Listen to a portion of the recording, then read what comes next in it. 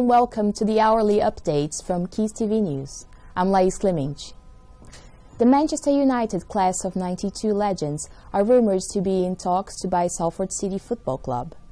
It is rumored the club will be renamed to Salford '92 with a target of 15 years to reach championship football level. We've been talking to Ryan Giggs, and he shall bring you his thoughts on who is going to win the cup shortly. A 300,000 electrical upgrade in Arnhem has been taken this week. The project will upgrade the energy supply to around 9,000 businesses and residents. Salford teenagers appeared on Rio Ferdinand's Charity Foundation's celebration. The charity that was opened in Salford in 2012 has received a £900,000 grant for projects on tackling Salford gang culture.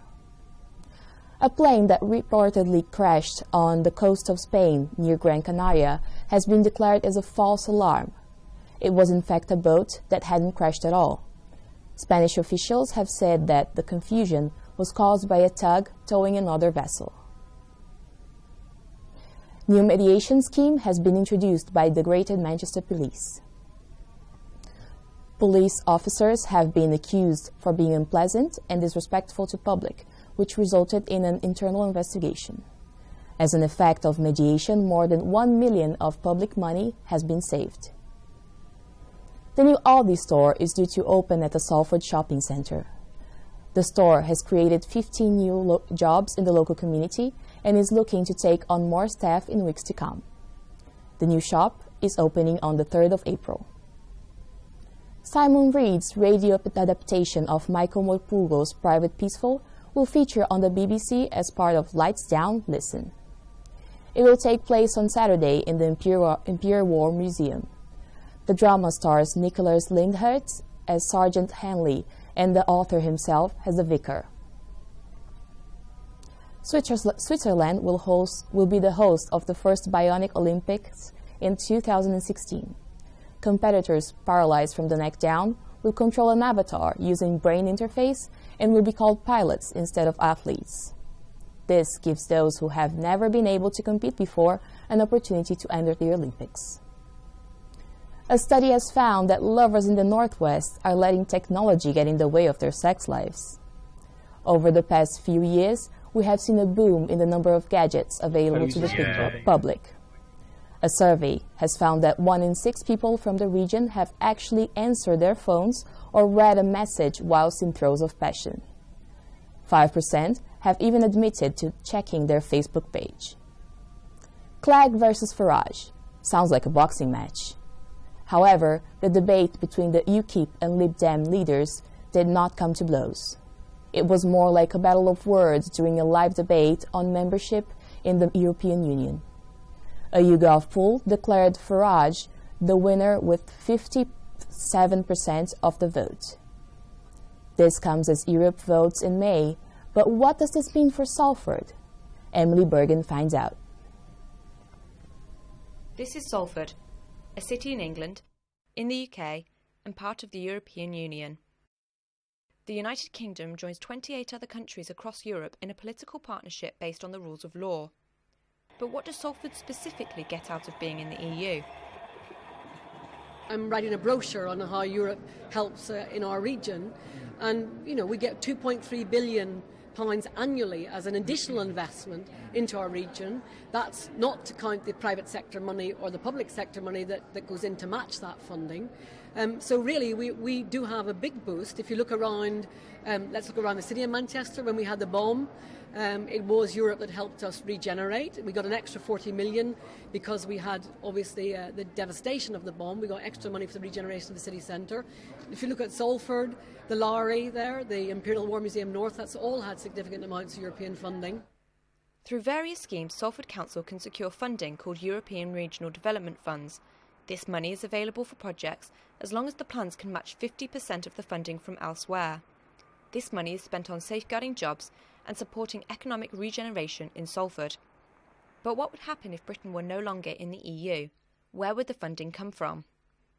I think the question for that is to go to this government, frankly. I mean, we've now seen that £1 in every £5 of cuts actually hits our region, so we are hardest hit by the current cuts that have gone through. That means we're more dependent than ever than the next round of European funding, because that money is going to make a big difference to us to being able to get projects off the ground and to get more investment in the region. So it's fundamental to us to continue to have the lifeline of European funding as an investment into jobs and the economy in the region.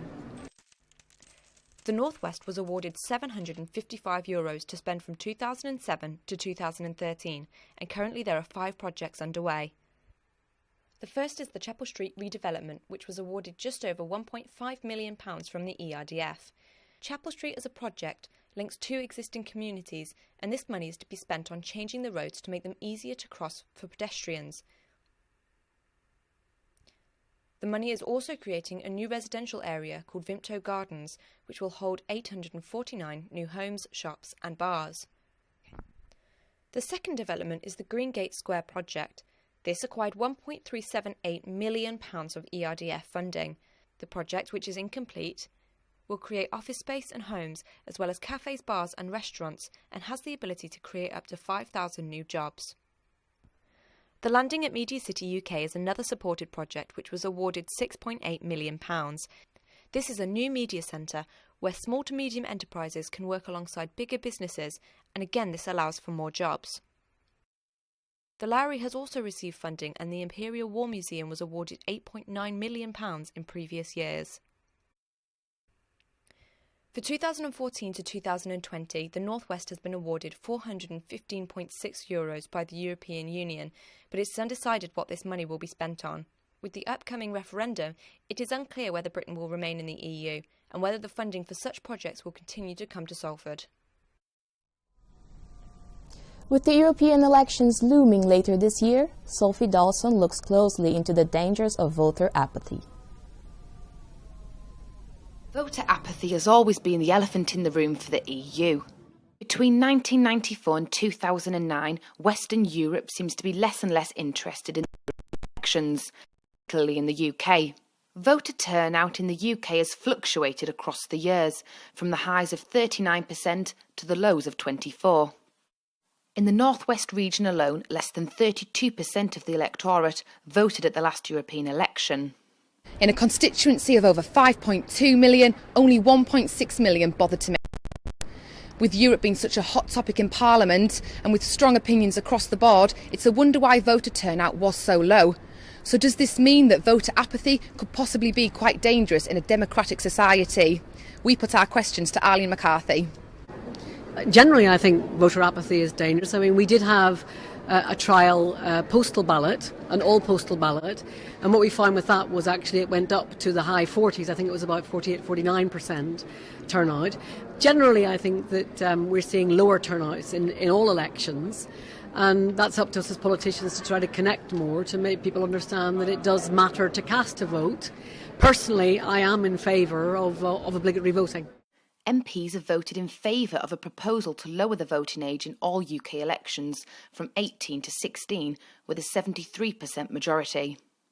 MEP Claude Moraz is broadly in favour of this, however feels more research is necessary. If you can prove in a system that people know what they're doing, they get the information, then it can increase voter turnout. But I think a lot more research needs to be done in this area. But in principle, broadly, it's something I think could be quite positive for democracy. But is this just a ploy to tackle voter apathy and Euroscepticism? This remains to be seen. However, questions over voter turnout will most definitely be raised at next year's Euro election. This is Sophie Dawson, reporting from the European Parliament. Now it's over to Helen for a weather update.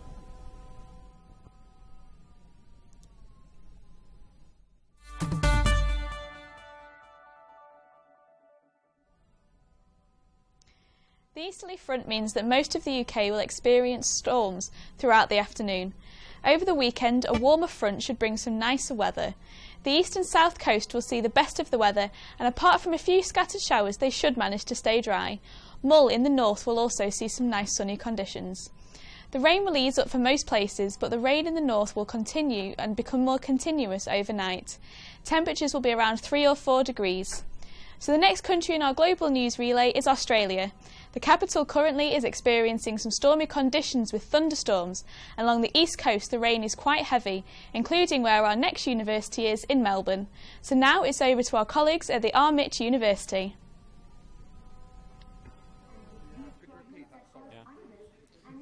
You're now watching Quays News.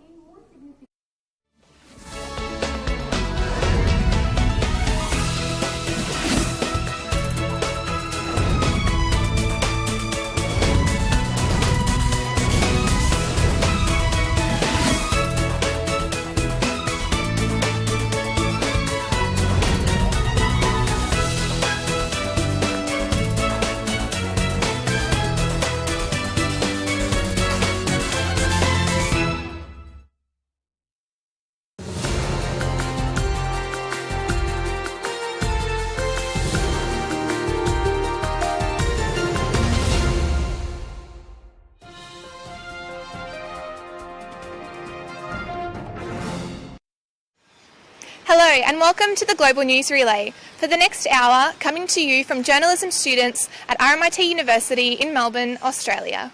I'm here in Melbourne where firefighters are protesting after battling a near month-long blaze that choked the country town of Morwell. Here we're going to have to fight to try and keep our conditions and things like that. Locals from the town are joining in today's fight only a month after they were told to get out. I was lucky enough not to have to go down there, but I know a lot of guys who have gone down there, and I actually know a lot of guys who have been sick from going down there. These career firefighters, those often saving lives on the front line, are now stopping people in their tracks. Melbourne's iconic trams have come to a standstill. There's no cars on the road. All you see are prams and all of these firefighters in their T-shirts with their signs saying that they want more firefighters because they need them desperately on the front line. Well, it's our whole service. They're cutting the funds, cutting the number of firemen being trained. So that's what we're here to complain about. Today, the firefighters are battling against the state government's budget cuts, saying they should be providing more firefighters on the front line. You have a little monitor on you that reads what your CO level is, and you can constantly see that's going off, so you know you're being exposed to something you shouldn't be exposed to. This battle will be taken all the way up to the politicians, with the rally heating up on the steps of state parliament. We're firefighters. We're here for Nat Pine Slashes, Victoria Burns. In Melbourne, Australia, Simon Love for the Global News.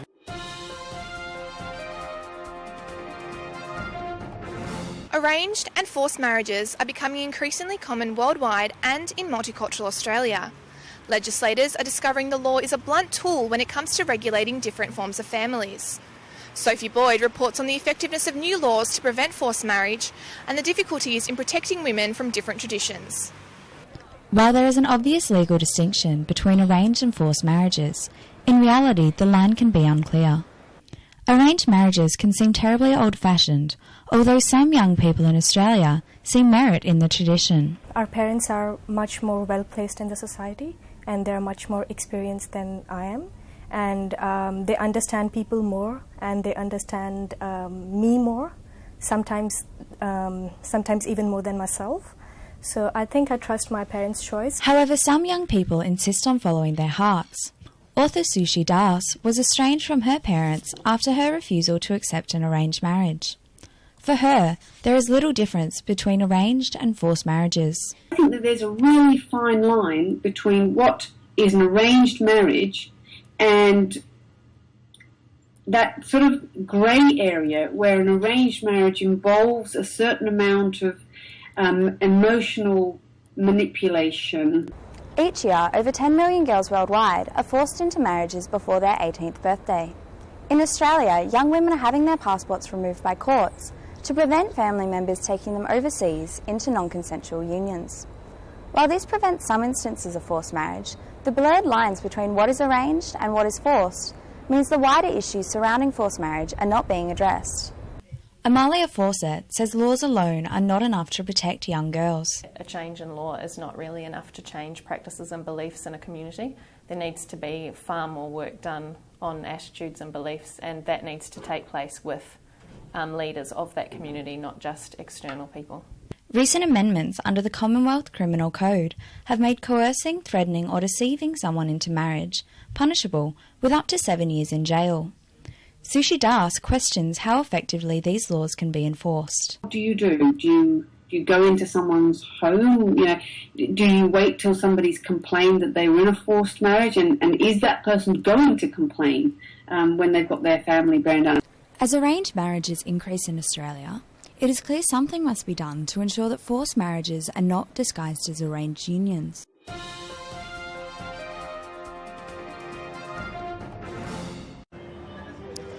Good afternoon and thanks for watching the Global News Relay. My name's Matilda Morozzi.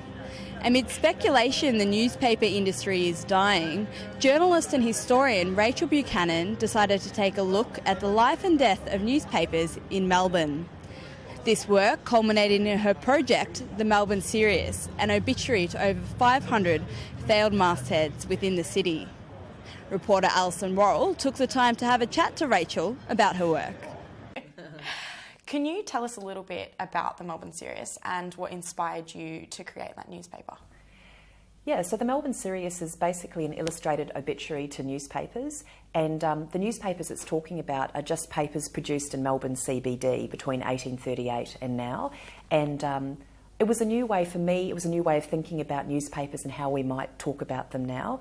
I was really shocked to learn that there was more than 500 failed newspapers. So I found an old card catalogue with this list of all these newspapers that would be made in Melbourne, and that's when my thinking started to change. I had imagined there were maybe 30 or 40 failed newspapers, but I was looking at newspapers in the wrong way. So the newspapers we have left, the big dailies, the News Limited one and the Fairfax one, are really freaks of nature in a way that they've survived for such a long time. Most newspapers are small, sort of family-run concerns that are serving a particular community, and I got really fascinated with them. So Melbourne Sirius is a list of the names, birth dates and death dates of these newspapers, and then it's photographs of about 170 mastheads of these dead papers. Do you know if the sheer number, the 525 that are now defunct, is that common in Australia elsewhere, or is Melbourne a particular hotspot for newspapers? That's a great question. Australia was a particular hotspot for newspapers in the late 19th century. People would often comment that Australia was a newspaper nation. In Victoria in 1883, there were 200 titles published every week, so that's Melbourne and country Victoria. And it was a highly literate population who were quite wealthy, had the money to buy newspapers and spend time reading them. So I think that, Australia was one of the world-leading nations for reading and making newspapers. But I would say that Sydney probably has just as many failures. I don't think it's unique to Melbourne at all, What is it that personally interests you about newspapers? They're really, really beautiful objects, and they're really idiosyncratic objects. So I think that lots of the newspapers I was looking at were the result of people's passion. So whether that was, Michael Gudinski, the music promoter, as a young man thinking I'm going to produce a paper called The Daily Planet, and I'm going to just write about the bands that I love. And that's what he did with his mates. Or whether it was, the Welsh-speaking person who'd immigrated to Australia, wanted to read something in Welsh, which is a really quite an unusual language, and deciding I'm going to make a newspaper that's in Welsh. I think it's that passion that really captured me, and just the weirdness of them, just the weirdness of what newspapers used to be like. The fact that you'd have newspapers where there wasn't news until page 6, that there'd be obituaries on the front page, and then be women's athletics on page 3, in the 1930s, a whole half page devoted to photographs of babies and children in an ideal child competition. This is in The Age, so we're so serious now and kind of dull in a way compared to how wild people were and how wild newspapers were. You've just mentioned some then, but what do you think was the quirkiest newspaper that you looked over in your research? Well, there was one newspaper that was 8 pages long and 4 pages were blank. So they just, it was like, they didn't have the content, or they forgot to make up a plate, I don't know. So there were some of those that there were newspapers. There was one called The Blade, and it was in the 19th century, and the first issue had a masthead with a giant sword dripping with blood off it, and the blade. And then every issue for the first 5 issues had a different masthead. So someone had drawn them, and then they'd made up the plate. So I just loved that creativity. Was there a time when the newspapers were particularly popular compared to now? As you said, we've only got, 3 dailies left in Melbourne or something like that. Yeah, well, circulations were certainly massive in the 1950s and 1960s. So I think, 600,000 copies of The Sun used to be sold every day, and 500,000 copies of The Herald, and however many thousand copies of The Age. So massive, massive readership. And if you think Melbourne was probably a third of the size that it is now, everyone bought at least one newspaper a day and probably two. So perhaps that was the peak. But even in the 1970s and 80s, newspapers were still selling, probably more than 1 million copies a day. So, yeah, perhaps that was the peak. Do you see newspapers in Australia as having a long future? No, I don't. No. We're at the end of the era of mass manufacturing of newspapers now. Maury Schwartz has launched this Saturday paper, and perhaps that's an example of what's going to come. We're going to kind of go back to the future in a way where there are small newspapers produced by people who have perhaps money from some other, philanthropic newspapers that are serving a niche audience. So that newspaper is aimed at a particular demographic, and maybe we're going to see more of that.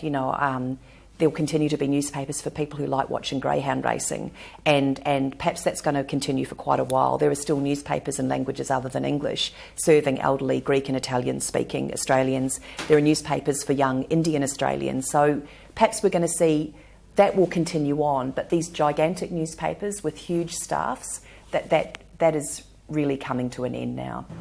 Maury Schwartz is a book publisher and property developer based in Melbourne. After almost 40 years in book publishing and launching the quarterly essay and the monthly magazine in the early 2000s, Maury decided to launch a new newspaper on March 1st. Reporter Matilda Morozzi spoke to Maury about his decision and the Australian media landscape. Maury Schwartz, thanks a lot for joining the Global News Relay. My pleasure. You've done something that I think has confounded a lot of people, and in earlier this year, in 2014, you've opened a newspaper in a time where our traditional newspapers have been downsizing, laying off journalists. What made you decide that now would be a good time to launch the Saturday paper? Well, that's the very reason.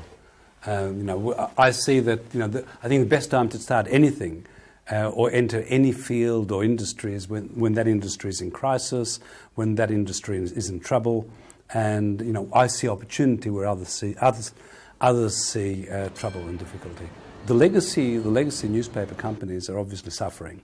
They're suffering because of legacy costs and legacy cultures, which are difficult to maintain now that so much of the revenue has flowed out of print and flowed out of the main players.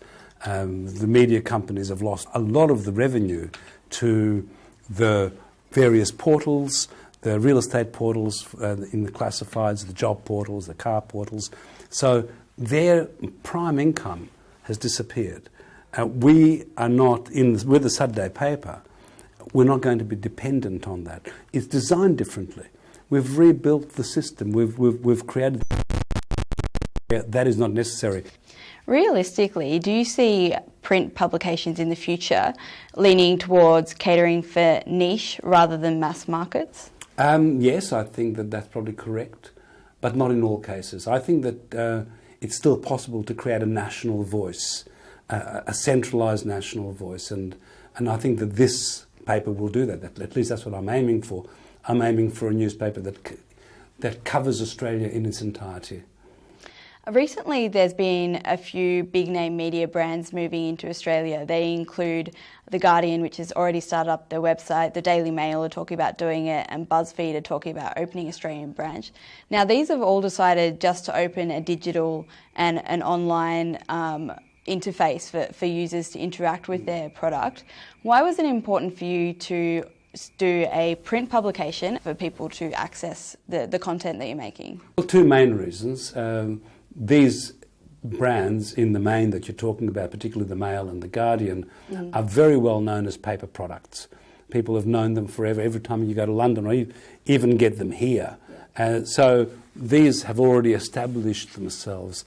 I think that you need to start with paper so people get a sense of what the paper is, of what this outlet looks like. That's the one reason. The other reason is I still believe that there's a lot of demand for paper. People like reading. People like reading on paper.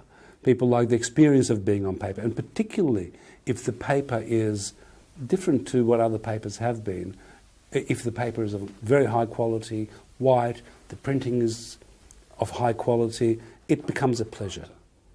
I read a statistic that suggested that publishing only accounts for around 1% of your turnover, but 30% of your time.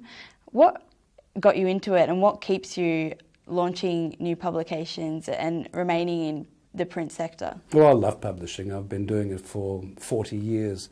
I started book publishing 40 years ago. And I think that besides loving it, it's no longer 30%, it's probably now 50% of my time, and it's no longer 1%, but fast growing, because I've got a growing media company that will make a profit. In fact, the monthly, the quarterly essay, Black Ink, as one unit already are well in profit. And the Saturday paper, I'm very confident will be a profitable enterprise. It's a business. For any business, you have to plan for the future. And I was wondering how you see the future of Australia media panning out. Do you think it'll look different to how it does today in, say, 10 or 15 years' time? Oh, there's nothing surer that is going to be dramatically different. I'm no prophet, I can't tell you what's going to happen, but obviously it's going to be, the media will be much more diverse.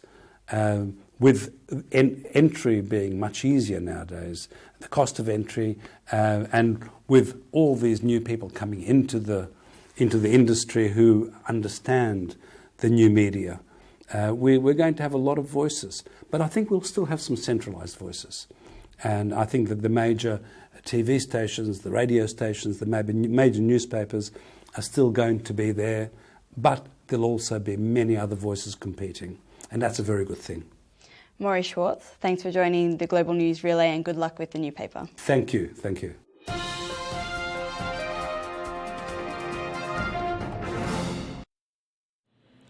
They're hairy and they're women. If you think women are as naturally smooth-skinned as Barbie, you're about to be proven wrong. Emma Watson reports on a growing trend of women embracing their natural beauty, regardless of their hair. Waxing, plucking, shaving and even laser removal are just some of the painful and expensive rituals women endure in the name of so-called beauty. But some aren't buying it. 21-year-old Beth Gibson is one of them. Shaving or not shaving said nothing about me as a person, and that they just had to get over that. The beauty industry thrives on sending mixed messages. Gillette, for example, instructs young women about healthy body image and also provides advice on the right age to shave. According to Ibis World, a global leader in research, there is an increasing need among men and women to maintain personal grooming. Females make up 95% of consumers within Australia's hair removal industry, and beauty brands are making the most of it. Quote unquote hairy women. Academic Glenn Donner says hairy women have a tough fight on their hands. Because I think that they will be too easily aligned politically and ideologically with feminism, and feminism is a label that young women kind of steer away from. We took to the streets to find out what people think. I think it's really their choice. If people are comfortable not shaving and they're happy to own it, then sure, that's fine. Some women have an enormous amount of hair which is not probably suitable to their gender, and if they choose to shave it off, so be it. I've slept with all kinds of girls, and a lot of them have had hair, and I don't care. But personally, I wouldn't be able to do that. The convention of shaving among women began with underarms and has shifted to the entire body. It's time, says Miss Gibson, to stop the madness. If all women banded together and decided that they'd never shave again, would men suddenly be like, oh, okay, well, I will never have sex with another woman again because they're disgusting? Like, definitely not. Like, they would just have to adjust to it. In competitive industries like the media, unpaid work is becoming increasingly common. And as I found out, it's leaving many people worried about young students being exploited. Later in the show. There's a fine line between gaining experience and being used, and there are concerns young people are being taken advantage of as they try to break into the media industry. I mean, I did 4 internships during uni, but I know of people who've done 10. Aubrey Hamlet is the creator of the My Interning Life blog, which details the experiences of young interns. A recent report from the Fair Work Ombudsman found that unpaid work is on the rise, with the media as one of the worst industries. Alex Wake coordinates journalism internships at RMIT University. Increasingly students going from one internship to another, to another, to another, and often it will be a couple of years before they will actually get a real job and paid jobs. Not only is it difficult for students, employers are also unsure about where the rules lie. Debbie Dickinson is the External Relations Manager at the Conversation website, which takes over 40 interns a year. It's probably a little bit vague, and as an employer and someone who's on the receiving end of making sure that our internships stand up to that, there probably could be more case studies around what is what counts as an intern versus what counts as an employer. This confusion about what actually constitutes as an internship was highlighted in Fair Work's recommendations. It suggested clearer guidelines and for a test case to go to court before Australia's intern culture becomes dangerous, like it has overseas. Bank of America's senior officials are now investigating the death of a summer intern in London. In the UK and the USA, the culture of exploitation has had deadly consequences. Moritz Erhardt was found dead after working 72 hours straight. In the USA, 22-year-old Andy Ferguson was worked to the point of exhaustion at his radio station internship. I think that there is a fine line between interning and exploitation. I think that you sort of measure it yourself. With jobs in the media becoming scarce, students will be increasingly turning to unpaid work in an attempt to break into the industry. And as the legislation currently stands, that could mean a whole lot more exploitation. Yara Murray-Atfield, RMIT, Australia. It looks like something out of a sci-fi movie, but this could be the world's newest form of advertising. An unmanned aerial vehicle, better known as a drone, able to project vision onto the sides of buildings. Tonight we're trialling our experimental projector drone. At the moment the projector is kind of very stationary, but we're in the next version we're aiming to give it pan and tilt abilities. Ryan Hamlet works for Melbourne business iDrone and has been experimenting with the flying projector for 5 months. The drone is only 50 centimetres wide, and while current trials are kept low to the ground, Mr. Hamlet can picture the soaring potential. From a hardware point of view, we could project onto the side of the Eureka Tower. We could take it up and take it very high. But that's in theory. The company must operate with approved licensing from the Civil Aviation Safety Authority to fly commercially. It must also be flown by a registered pilot, and last but not least, there's Melbourne's temperamental weather. After recent fatal drone accidents overseas, including the death of a man in New York, safety is paramount. CASA are very thorough, and they want to know that you are going to fly safely and responsibly. It's important because these are aircraft, albeit small ones, but they have either rotary blades or propellers, and obviously if you were to be hit by one, you could be injured. With approval from CASA for commercial use, the company hopes the projector drone generates a different kind of buzz in potential clients, but it's just the tip of the iceberg in what they say is a booming industry. We see it as a next multi-billion-dollar industry with huge applications from journalism, art and design, emergency response. For some time now, the doomsayers have been spelling the decline of the music industry. However, a huge leap in vinyl record sales is bucking the trend. Matthew Knight has the story. With physical formats such as CD in the decline, there's been a surprising growth for what could be considered an obsolete format. Renowned music journalist Andrew Muller, in Australia for the Melbourne Writers' Festival, tells us why. I think people do realise there's something that they're missing out on. It's not just the quality of the sound, there's the sense of the occasion in actually putting on a record, that it's an experience and not a distraction. Vinyl LP sales have risen sharply over the last year, including a whopping 70% right here in Australia. Melbourne is the undisputed vinyl capital of Australia, with more stores per capita than anywhere else in the world. There are currently around 50 stores, with new ones, such as this, popping up all the time.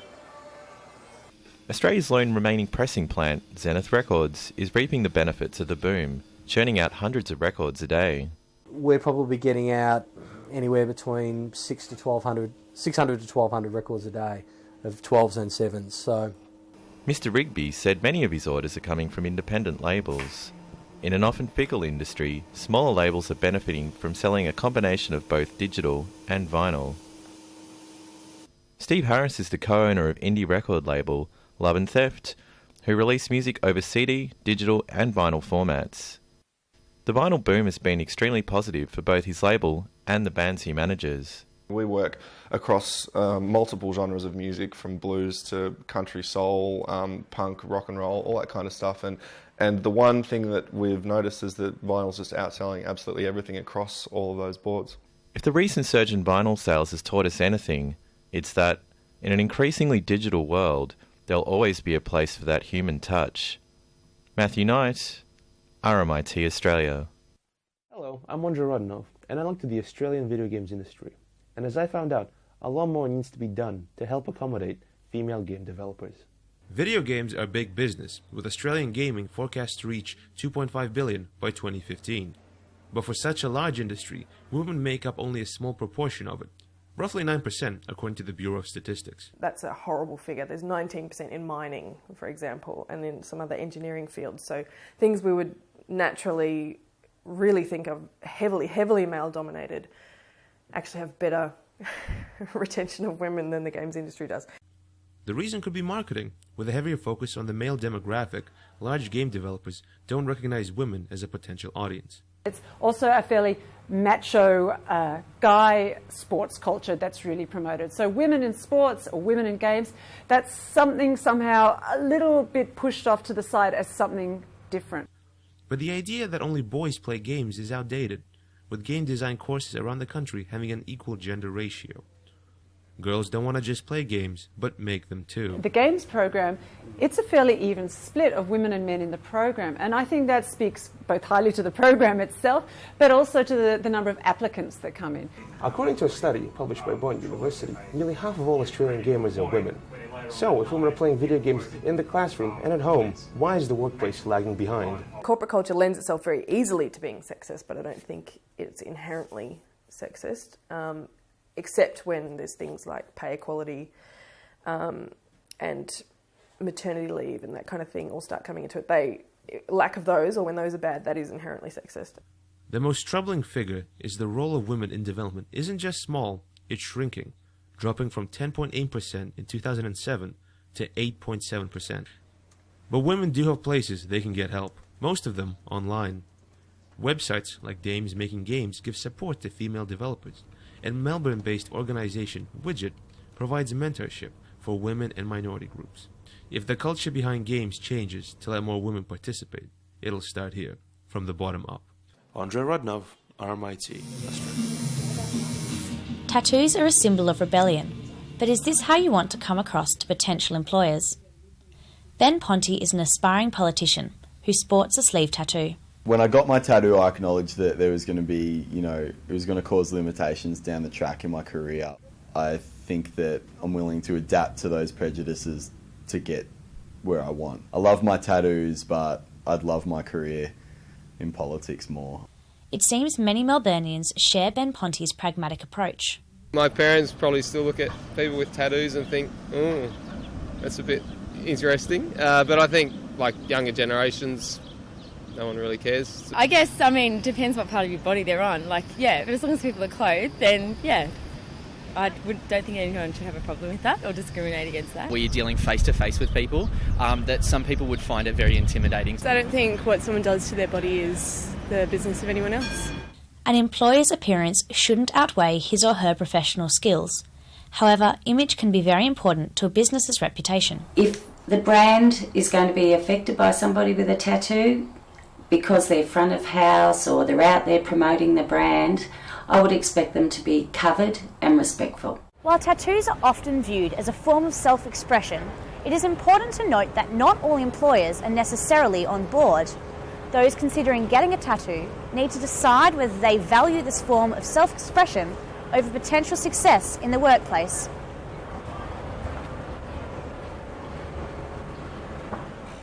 Having tattoos doesn't affect your job in any way, and the way that you undertake the job, the way you interact with people. I mean, I'm no different for having tattoos than anyone else that comes in and does their job. While tattoos may be an asset in some creative industries, in most workplaces they are still seen as a disadvantage. The Duke and Duchess of Cambridge, Prince William and Princess Kate have just announced a visit to Australia in April. Amidst the excitement surrounding their trip, the question of whether or not Australia should become a republic is being debated by monarchists and Republicans. Yara Murray-Atfield speaks to the Victorian convener of the Australian Republican movement, Adam Collins. Do you think that the celebrity attached to the couple may mean that support for the Republican movement in Australia may wane over time?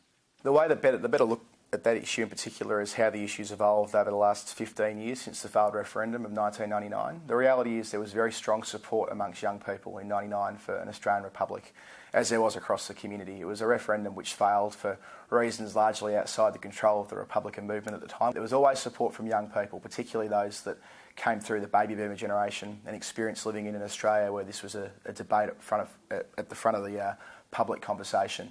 The reality is, since 99, that conversation regrettably has slipped from the public conversation, and that means that a lot of people who would be having an interest in voting for the first time, perhaps if they're 18 or 19, or indeed anyone who's under the age of 30 roughly, wouldn't have voted in the 99 referendums. That's an interesting part of this debate. It's that people who are younger typically aren't exposed to this idea of Australia becoming a republic because it's been banished from the public conversation for so long. And what do you see as the main reasons why Australia should become a republic?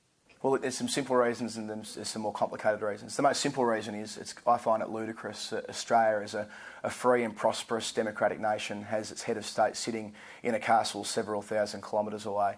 That's just an incongruous idea to me. As a Republican, as an egalitarian, as an Australian, it runs counter to my values that people should be able to hold the highest office in our land, having effectively inherited it due to how they were born. That doesn't apply to anything in our country, and nor should our head of state. A lot of people may have the argument, if it isn't broken, why fix it? Do you think that argument is applicable in this case?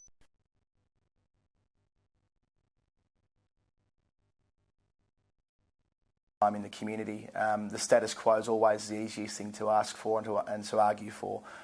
What we're saying is that indeed our system of democracy works quite well, but this is some unfinished business that hasn't been dealt with. We should never be satisfied and accept the status quo as always as it should be. And this is a classic example of where there is a more effective and better way of governing our country.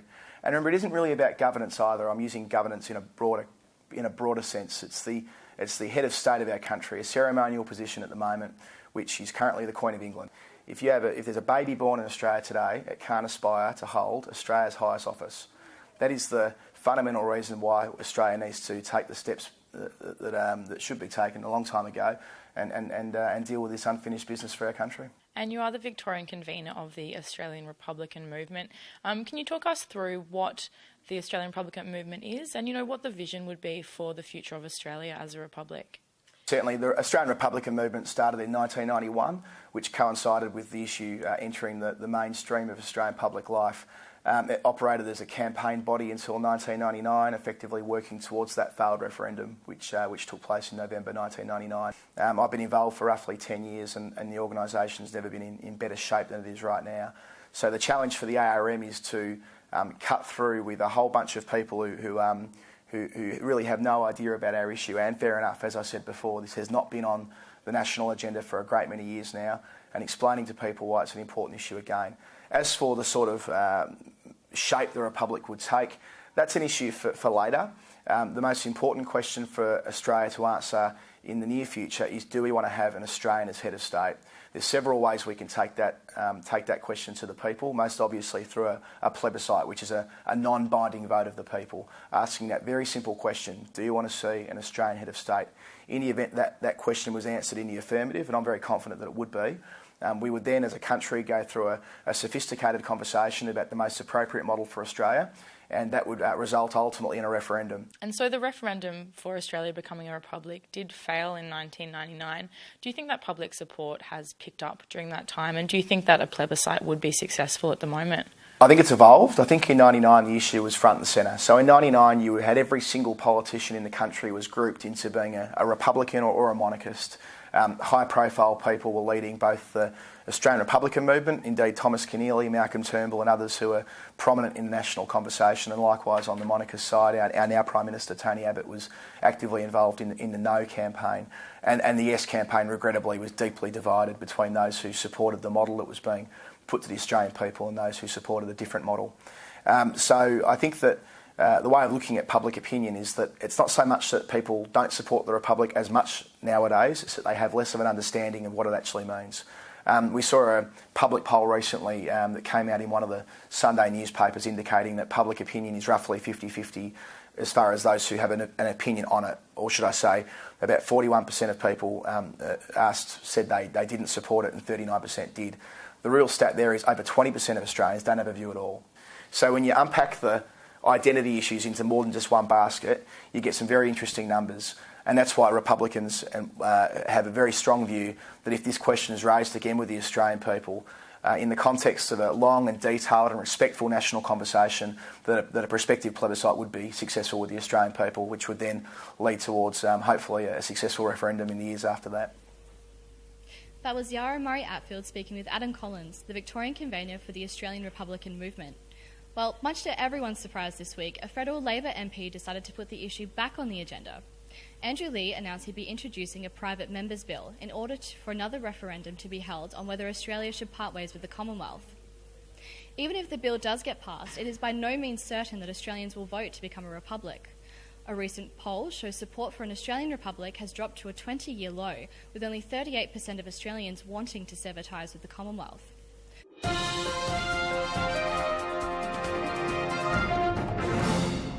The Duke and Duchess of Cambridge and the Royal Baby are coming to Australia in April for a 10-day tour, and we're going to take it to the streets and ask how people feel about the arrival of the royal family. So what do you think about the royal family's visit to Australia next month? I think it's fantastic the royal family are coming to Australia. To be honest, I haven't really heard much about it until right now, so it's good to know that they're coming. Looking forward to seeing Kate on TV. I can't say I'm excited, but I like the royal family. Yes, I do. Yeah, I really like her fashion, so it would be interesting to see what she wears. To be honest, not too excited. I'm not too even sure if they're coming to Melbourne, are they? No.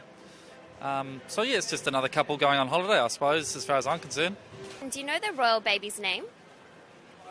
I did, but I've forgotten. Yeah.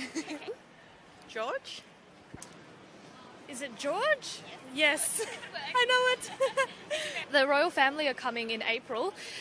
They're doing a tour of Australia, but not coming to Melbourne. How do you feel about that? It's probably their loss. I think that they're missing out, not Melbourne. But I love Kate and Will, so I can't put the boot into them either. If they did come to Melbourne, where would you take them?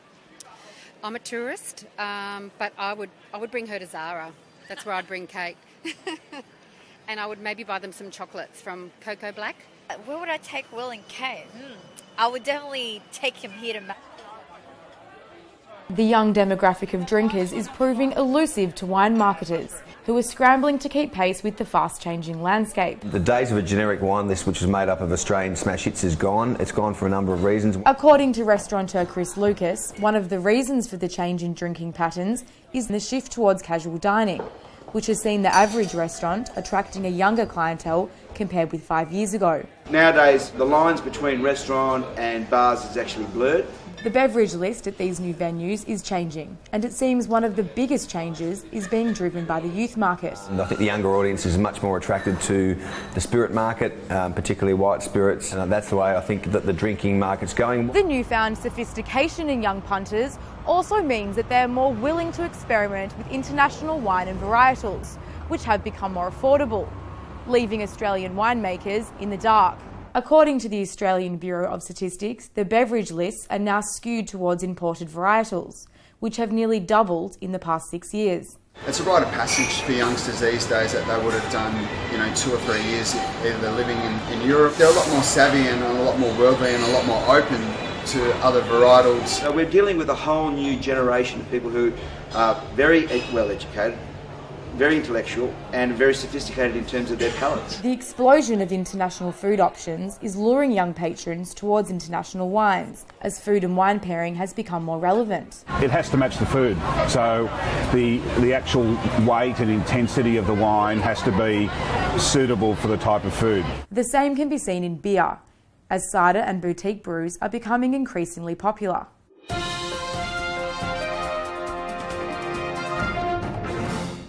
A common complaint for students living alone for the first time is the anxiety and stress caused by dealing with Centrelink. Yeah, it was just really complicated, the application process, and I just found it really stressful and it was not simple at all. Yeah, the application process was really complicated, and dealing with Centrelink in general just caused me a lot of anxiety, but it took a lot of time. I just find it really stressful dealing with Centrelink.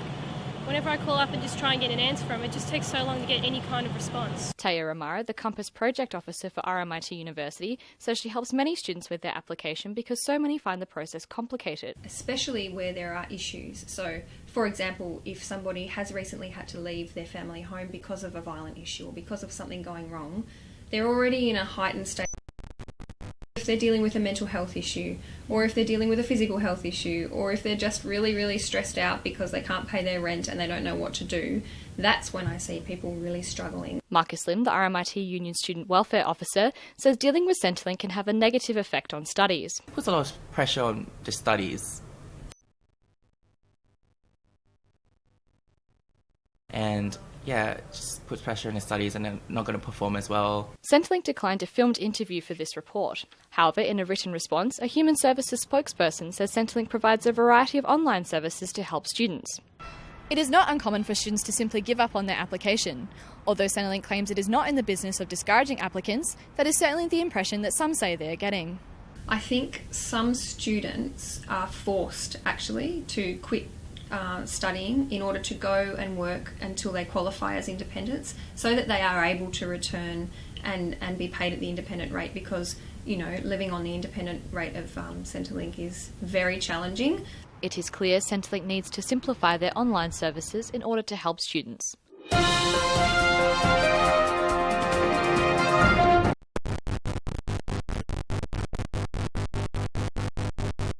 Alarmingly, there was a jump in the numbers for young people. 30% of all new HIV infections occurred in people under the age of 30.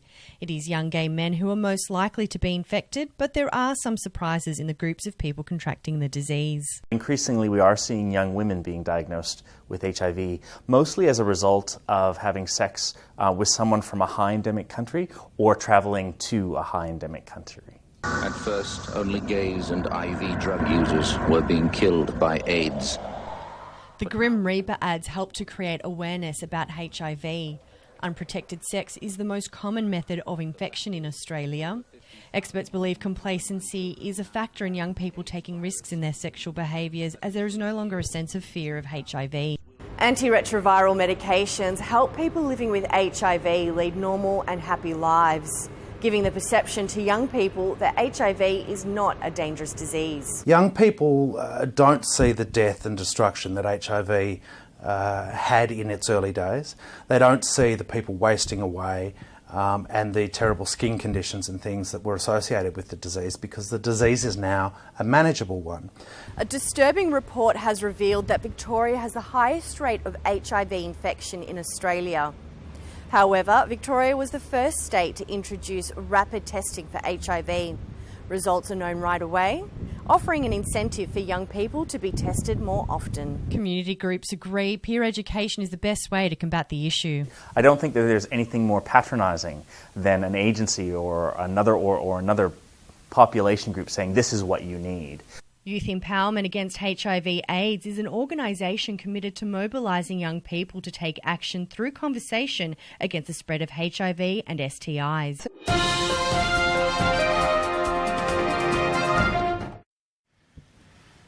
While the notion of the playground bully is a familiar one, there's little attention given to student bullying behaviours that are directed at teachers.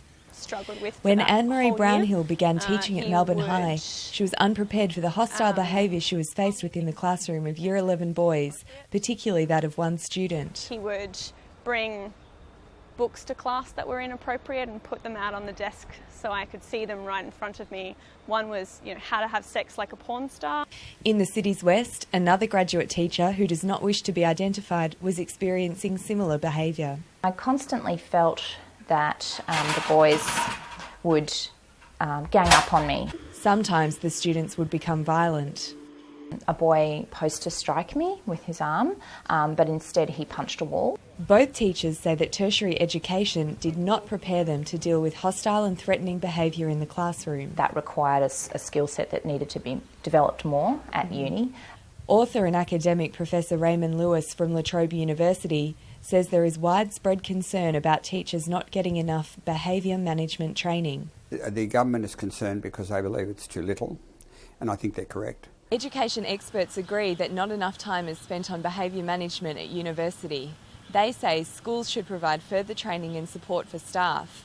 However, inexperienced teachers are less likely to report being bullied in the classroom for fear of appearing bad at their jobs.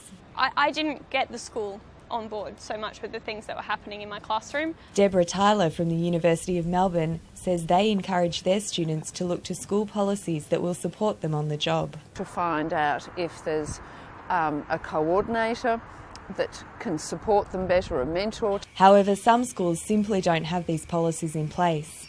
And if they don't, graduate teachers are ultimately left to fend for themselves. So you sort of find yourself in your first few years of teaching hoping that the school's got really good policies outlined for behaviours, and if they don't, it's really just a matter of trial and error. Virginia Millen, Newsline.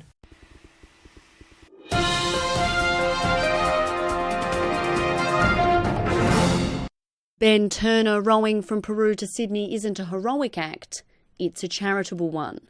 Inspired by a family friend's lifelong battle with cystic fibrosis, the 27-year-old aims to raise $1 million for the genetic disorder. And it's a big challenge. Rowing, 17,000 kilometres for 10 months, you're rowing about 12 hours every single day. The incredible journey has taken 4 years of planning. But for Mum Wendy, the idea of Ben alone at sea is still a little scary.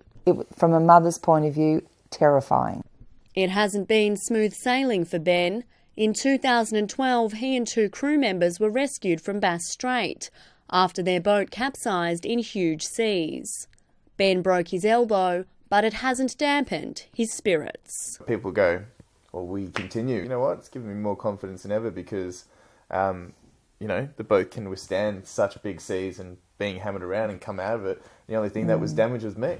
For Ben, it will be a long and treacherous 10-month journey, but one he feels he and his boat are well prepared for.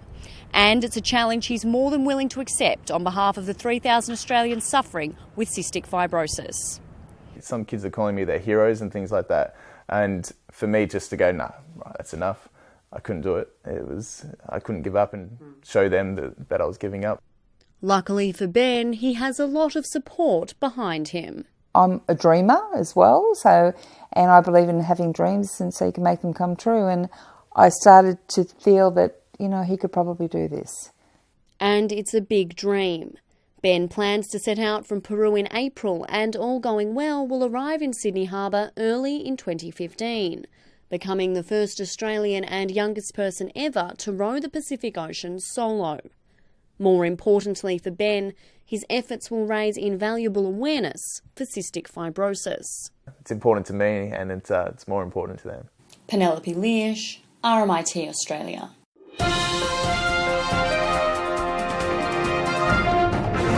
Cancer patients have traditionally been told to rest and take it easy. But new research at Melbourne's Peter MacCallum Cancer Centre has found that exercise may be key to a speedy recovery. Ali McManus with this report. Melbourne's Peter MacCallum Cancer Centre has found a new 6-week progressive training program can help cancer recovery. The program uses a CPX cycling test before a patient's treatment. This measures whether they're strong enough for the program.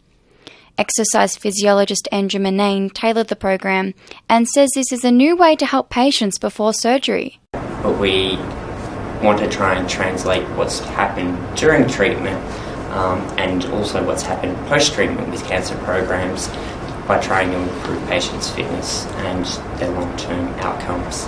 Judy Samat went through breast cancer herself 20 years ago and knows how hard it was to do everyday tasks, let alone exercise.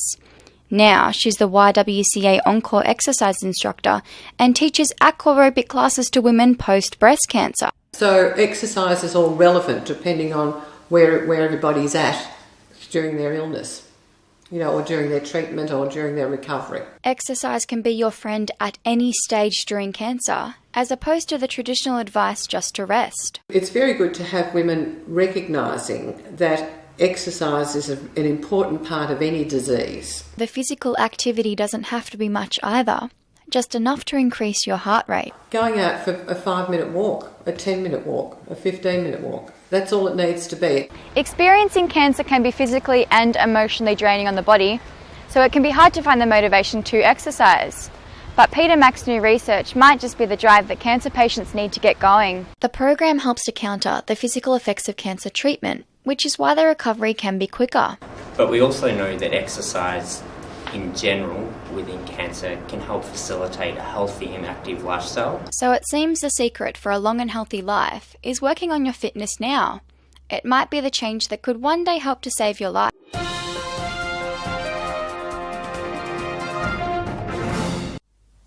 First it was Zumba, now hula hooping. What was once a childhood pastime is now the latest fitness trend to hit Melbourne. Georgina Connolly reports. Hula hooping is a playful exercise creating a full body workout, an opportunity to develop coordination and balance. In the schoolyard, hula hooping is an early primary favourite. Outside the schoolyard, hula hooping has become an international exercise phenomenon. Deanne Love is a Melbourne hula hoop instructor and performer. She says hula hooping is providing an alternative for those bored with traditional exercise. I guess hula hooping is a fun form of fitness, so maybe people are getting a little bit tired of, slogging it out at the gym, and they're looking for something that's a little bit more pleasure-driven. Australia is considered a sporting nation. However, the majority of us don't exercise enough. The Australian Bureau of Statistics figures show that over half of Australian adults do not meet the levels of exercise recommended in the National Physical Activity Guidelines. I spoke with Lauren Banting, an exercise psychologist at Victoria University, about what challenges our motivation to exercise. If we are sedentary and we're not doing a lot of exercise, we do see it as this kind of insurmountable goal that we can't really achieve. So I think we need to remove this view that exercise has to be very regimented and in a gym and following a very strict routine. It can be anything you like as long as you're moving. The fun nature of hula hooping is certainly a draw card. However, celebrities across the world have been championing this craze. Beyonce or recently Kelly Osbourne, they're talking about how they've lost weight or kept in shape through hula hooping. Michelle Obama, Marissa Tomei and Beyonce are just some of those reclaiming a playful workout. Chanel's new high-end hula hoop handbag shows hula hooping is in this season, but will it be last? In these facts, nothing. What it could be for someone who is sedentary is a kickstart. Hula hooping is growing in popularity and providing an alternative to traditional and competitive sports. By making exercise fun and easy, hula hooping may change the shape of Australia.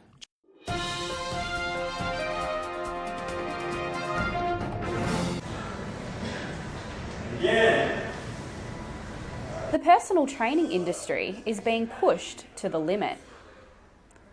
Like the students here at the Australian Institute of Fitness, many people are trying to turn their passion for health into a flexible and well-paying career. Quite often their motivation is because they're stuck in a job that they don't like, or their lifestyle isn't really where it wants to be. But despite enjoying the demand for their services, educational providers acknowledge there is a growing public perception that courses are lacking in length and quality. I think we get the feedback that people are funded and that we pump them through and we don't really support them. But for other industry professionals such as Dylan Willis, more needs to be done to protect clients from being injured by inexperienced trainers. There are many clients that are doing the wrong type of exercises for their orthopaedic profile, and That's a risk, because if you give the wrong exercise to the wrong client, it invariably can end up in injury. While some trainers have sports science degrees, others can get their qualifications online with little to no practical experience. At gyms, they're not always willing to tell you how much experience that person's had. They don't really go into it. So I've had 2 different personal trainers, and the reason I gave the first one away was that she nearly killed me. From the experiences that I've seen from other people getting trained by personal trainers, they don't really know what they're doing.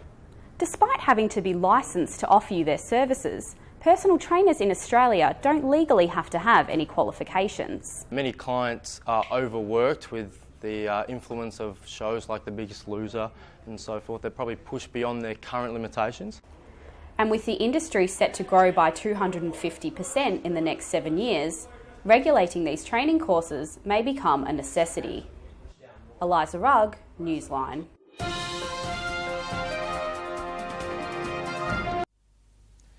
Melbourne is often renowned for having a vibrant music scene, but one band is doing something a little bit different. Rudely Interrupted has 4 members and aims to celebrate not just music, but people's differences. Joe Robin has the story. Rudely Interrupted could be mistaken for any other successful rock and roll band. It has 4 members, Rowan, Rory, Josh and Sam, nearly 1,500 Facebook fans, a single, 2 albums, even a comic book. They've gone from Melbourne pubs to national tours and beyond Australian borders to perform on the world stage. Even so, these aren't your typical rock stars. My perception was like the majority of people. One, I didn't know about it, and 2, well, I just thought they were hopeless and whatever, who cares anyway? Lead singer Rory was born without eyes and with a cleft palate. He lives with Asperger's syndrome and epilepsy. For Rory, music is a way to sort through life's interruptions. His songs cover subject matter from romance to traffic delays. What we're trying to encourage is for people to, to see it the way that we do, that disability means possibility. Josh had never played the drums before, but one day found himself with sticks in hands producing a perfect rock beat. Sam has 21 chromosomes and a love of rock and roll. The part-time bass player and full-time Gene Simmons impersonator has been with the band since its inception, contributing costumes and rock star charisma. Rudely Interrupted have made a place for themselves in mainstream Australian music. Their success is a testament not only to their hard work but to their unquestionable talent. Rowan hopes to affect change in mainstream culture so that difference is not just tolerated but enabled and celebrated. And they see, our guys up there doing what they love and doing it really well. It really hits home. Of course, after all that, you no doubt want to hear more. So here's Rudely Interrupted with their song, Close My Eyes.